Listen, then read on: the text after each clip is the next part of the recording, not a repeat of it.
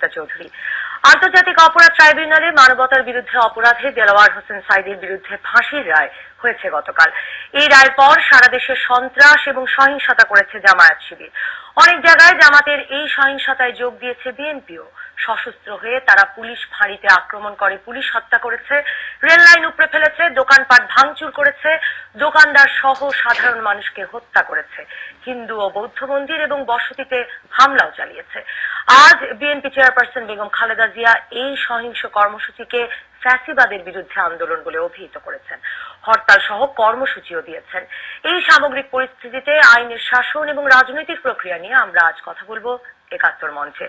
আমাদের সঙ্গে আজ আছেন একাত্তর মঞ্চে আইনজ্ঞ ও সংবিধান প্রণেতা ব্যারিস্টার আমিরুল ইসলাম, বিএনপি চেয়ারপারসনের উপদেষ্টা ইনাম আহমেদ চৌধুরী এবং কারওয়ান বাজার নিউজ সেন্টার থেকে সংযুক্ত হচ্ছেন আমাদের সঙ্গে গণজাগরণ মঞ্চের অন্যতম সংগঠক এবং ব্লগার অমির রহমান পিয়াল। বেগম খালেদা জিয়া আজ দেলোয়ার হোসেন সাঈদীর রায় ঘোষণার পরে একটি সংবাদ সম্মেলন করেছেন এবং সেখানে তিনি বলেছেন যে তিনি গণহত্যা বন্ধের দাবি জানাচ্ছেন।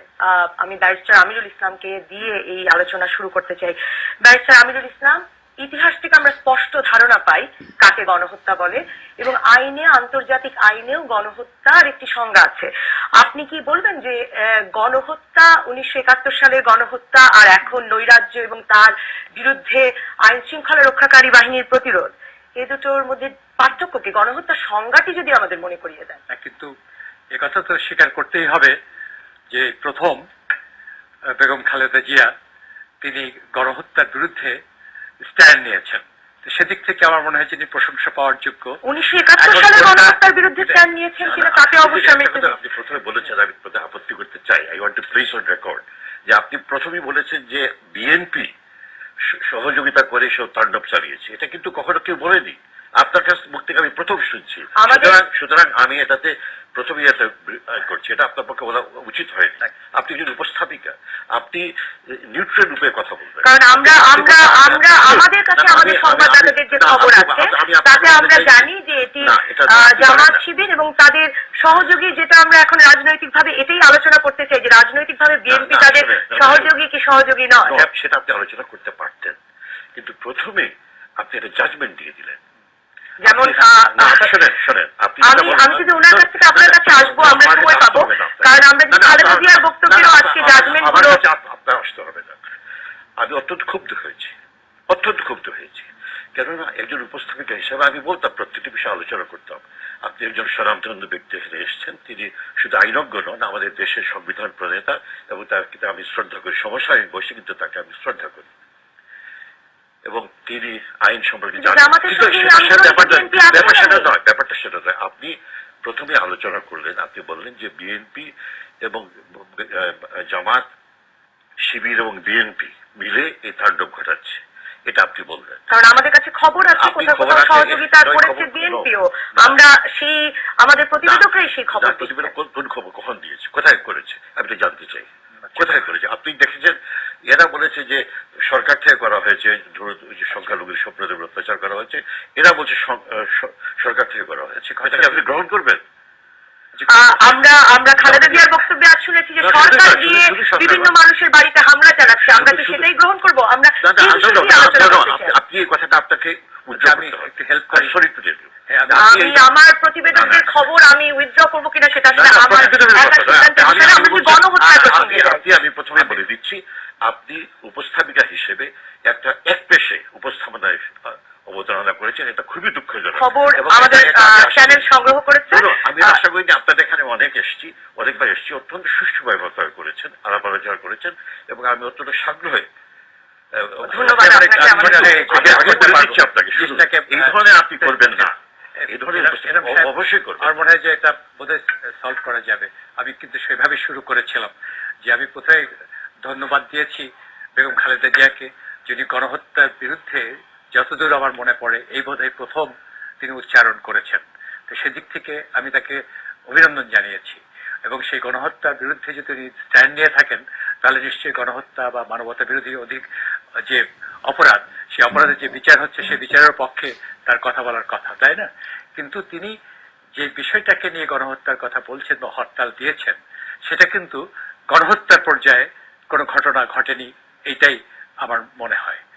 কারণ গণহত্যাটা হচ্ছে এর সংজ্ঞা হচ্ছে systematic and wide spread, systematic wide spread একটা কিলিং যদি হয় এবং টার্গেট করে একটা গ্রুপ, পার্টিকুলার গ্রুপ, এবং যে গ্রুপটাকে নিহিলেট করার জন্য, সেটাই কিন্তু গণহত্যার সংজ্ঞা। তো সেই সংজ্ঞাতে তো ঘটনাগুলো যেটা ঘটেছে, আপনি যেটা নিয়ে বিতর্ক করছিলেন ওনার সাথে, আমি মনে করি যে সেই ঘটনাটা আমরা উভয়ই আমাদের ধারণা বা যে কোনো ব্যক্তি মনে করবে গণহত্যাতে পড়ে না, এটা পরে একটা সন্ত্রাস এবং হত্যা। সে সন্ত্রাস এবং হত্যা ঘটনা ঘটেছে, এটা তো আমরা কেউই ডিনাই করতে পারবো না যে 40 জন লোক সেখানে মারা গেছেন। তো সেইটার জন্য এখন হরতাল উনি দিয়েছেন, সেটা কতখানি যৌক্তিক অযৌক্তিক, এটা সাহায্য করছে কিনা বা এটা আমাদের জন্য অসুবিধার সৃষ্টি করছে কিনা, আরো আমরা মুখোমুখি হচ্ছে কিনা, এগুলো নিয়ে কিন্তু আমাদের বিবেচনার বিষয় আজকে। এবং সেখানে আমি মনে করছি যে আমরা এমনভাবে কথা বলি যাতে আমরা এই সব জিনিসটাকে একটা টোটাল সিনারিতে দেখি। এটা শুধুমাত্র দলীয় দৃষ্টিভঙ্গি থেকে দেখলে বা দলীয় প্রোগ্রামের দৃষ্টিভঙ্গি দেখলে সবটা দেখা হয়তো হবে না। সেজন্য আমরা যারা, উনিও সিনিয়র, আমরা একই বয়সের সিনিয়র সিটিজেন্স আর কি বলতে পারেন, তা আমরা যদি এটাকে চেষ্টা করি দেখার এবং একে অপরের অনুভূতিকে বা ইয়েকে কোনোভাবে আন্ডারমাইন না করে, কারণ বেগম খালেদা জিয়াকে তো আজকে এ ব্যাপারে দায়িত্বশীল ভূমিকা রাখতে হবে, কারণ যে দেশের যে পরিস্থিতি এবং অবস্থা, এবং সেই থেকে সব দলের নেতৃবৃন্দকেই তাদের দায়িত্বশীল ভূমিকা রাখতে হবে। আমাদের এই জায়গা থেকে সরে এসে আমাদেরকে দেখতে হবে যে দেশের সার্বভৌমত্ব, দেশের স্থিতিশীলতা, জননিরাপত্তা, এগুলো কিন্তু খুব ইন্টারলিঙ্কড। এবং চৌধুরী সাহেব তো যখন প্রশাসনে ছিলেন তিনি এগুলো নিয়ে কাজ করেছেন যে কিভাবে এগুলোকে হ্যান্ডেল করতে হয়, কিভাবে হ্যান্ডেল করা যায়, এবং সে ব্যাপারে আমাদের যারা এক্সপার্টিস দুই দলেরই আছেন বা দেশে যারা আছেন, তাদের সকলকে বসে এটা চিন্তা করতে হবে যে আমরা এই অবস্থাটাকে কিভাবে আমরা ইমপ্রুভ করতে পারি, অ্যারেস্ট করতে পারি।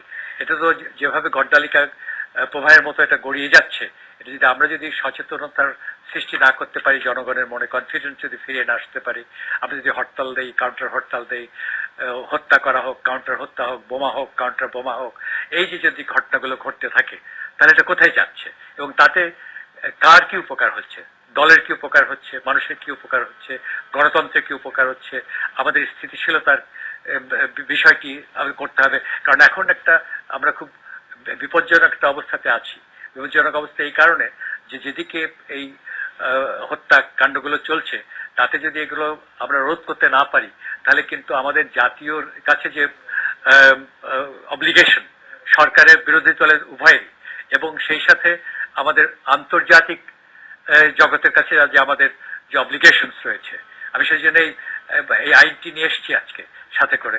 এই আইনটা হয়েছে আমেরিকার সাথে বাংলাদেশের একটা চুক্তির ভিত্তিতে সন্ত্রাস দমন আইনও হয়েছে, এবং সেখানে আমরা আন্তর্জাতিক একটা অব্লিগেশনস রয়েছে এখানে দেশের ছাড়াও, যেখানে বলছে যে এই ধরনের অপরাধ যেখানে হবে সেই অপরাধের কিন্তু বিচার আমাদের করতে হবে এবং তার জন্য সংজ্ঞায়িত করা আছে। এবং সেই বিচার যদি আমরা করতে ফেল করি এবং দেশের অবস্থা যদি আরো নাজুক হয়, আমরা কিন্তু একটা অজুহাত সৃষ্টি করে দেব যে আমরা একটি কোনো ব্যর্থতার দিকে চলে যাচ্ছি কিনা, এবং সেটা খুব মারাত্মক একটা বিষয় হবে এবং সেটা দেশের জন্য পারিপার্শ্বিক অবস্থার থেকে আন্তর্জাতিকভাবে খুব বিপজ্জনক একটা জায়গাতে চলে যাবে। সেই জন্য আমি মনে করি যে সকলকে এখন খুব অবজেক্টিভলি চিন্তা করতে হবে, দলীয় চিন্তা দৃষ্টিভঙ্গিতে না, দেশের স্থিতিশীলতা, জননিরাপত্তা, রাষ্ট্রের সার্বভৌমত্ব রক্ষা করার জন্য আমরা এই বিষয়গুলোতে উদ্বেগ প্রকাশ করেছেন বিরোধী দলীয় নেত্রী আজ ইনাম আহমেদ চৌধুরী। আপনি কি মনে করেন যে বিরোধী দলীয় নেত্রী বলছেন গণহত্যা হচ্ছে, অন্যদিকে আমরা যেভাবে খবর দিচ্ছি বা আমরা যেভাবে দেখছি বিষয়টিকে, আমরা দেখছি যে দেলোয়ার হোসেন সাঈদীর বিরুদ্ধে ফাঁসির রায়ের পর জামাত শিবির সারা দেশে বিভিন্ন জায়গায় বিশৃঙ্খলা চালিয়েছে, হামলা করেছে, আক্রমণ করেছে, বসতবাটিতে, দোকানপাটে, মসজিদে, মন্দিরে আমরা এটা দেখেছি, এবং এরপর তিনি এর কোনো সুস্পষ্ট নিন্দাবাদ। আপনি আমার সঙ্গে আমাকে একটু কথা বলতে দেবেন? জি, আমি প্রশ্নটি করছিলাম। তো উনি কোনো নিন্দাবাদ করেননি, উনি বলছেন গণহত্যা। আপনি শুনুন, প্রশ্নটা আপনি করেছেন, আপনি কি মনে করেন গণহত্যা চলছে? আসলে আপনি উনি যে ইন্টারপ্রিটেশন দিয়েছেন আমার অত্যন্ত চমৎকার ভাবে তিনি উপস্থাপনা করেছেন। গণহত্যা জিনিসটা হচ্ছে এটা যেটা জেনোসাইড যেটাকে বলা হয়ে থাকে সেটা, বা গণহত্যা, সেটা হচ্ছে তিনি তাত্ত্বিক উপায়ে বিশ্লেষণ করেছেন এবং তিনি উপস্থাপনাকে যে কথাটা বলতে চেয়েছেন সেটা হচ্ছে আমাদের জন্য সবচেয়ে বেশি প্রয়োজনীয় এখন কাদা ছড়া ছড়াছড়ি করার সময় নয়। এখন আমরা জাতি হিসেবে আমাদের অস্তিত্ব রক্ষার প্রশ্ন এসে দাঁড়িয়েছে।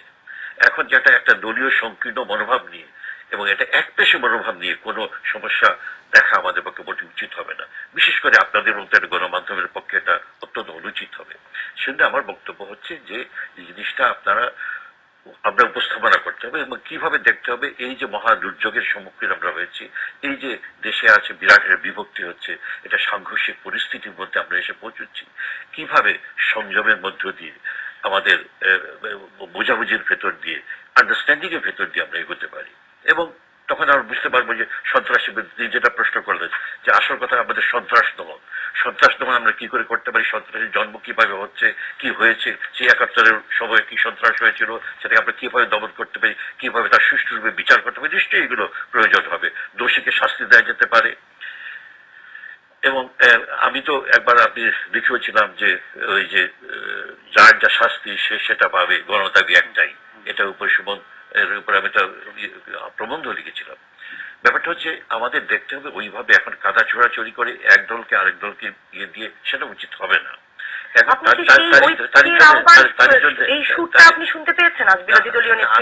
আমি বর্তমান অবস্থা নিয়ে আলাপ করছি, আমি একটা বক্তৃতা নিয়ে আলাপ করছি।